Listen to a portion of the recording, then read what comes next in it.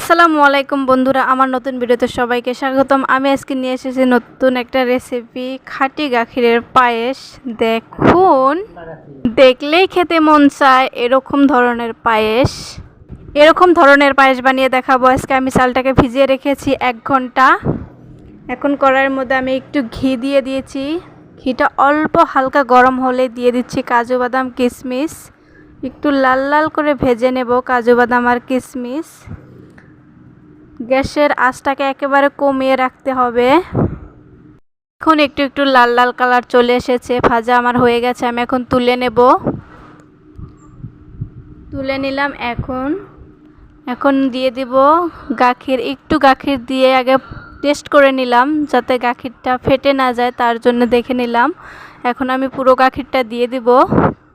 এখন একটু নাড়তে থাকবো যাতে কড়াইয়ের সাইড দিয়ে সরগুলো ধরে না যায়। এখন দিয়ে দেব 2টো তেজপাতা দিয়ে দিয়েছি। এখন গরম হয়ে গেছে গাখির। এখন চাউলগুলো দিয়ে দেব। এখন কিছুক্ষণ নাড়তে থাকতে হবে, না হলে চাপা ধরে যাবে তলে চালটা। পায়েস কার কার পছন্দ কমেন্ট করে জানাতে ভুলবেন না। আমার তো ভীষণ ভীষণ পছন্দ। এখন দেখে নেব চালটা ফুটে এসেছে কিনা। চালটা ফুটে এসেছে প্রায়। দেখুন, গাখিরও একদম গাঢ় হয়ে এসেছে। চালটা ভালো করে ফুটে গেছে। এখন আমি দিয়ে দেব চিনি। পরিমাণ অনুযায়ী চিনিটা দিয়ে দেবেন।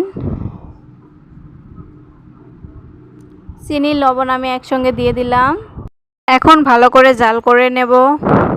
পায়েসটা হয়ে এসেছে প্রায়। দেখুন, গাখিরটা একেবারে শুকিয়ে গেছে। এখন আমি এখানে কিশমিশ বাদাম সব দিয়ে দেব।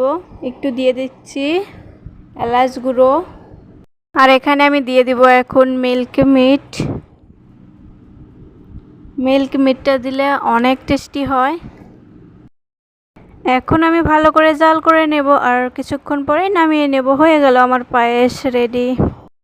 ফাইনাল লুকটা দেখুন, ওয়াও কত টেস্টি। আমার ভিডিওটা দেখার জন্য ধন্যবাদ। আর ভিডিওটা ভালো লাগলে লাইক কমেন্ট শেয়ার করে দেবেন। দেখা হচ্ছে নতুন কোনো ভিডিওতে। Bye bye.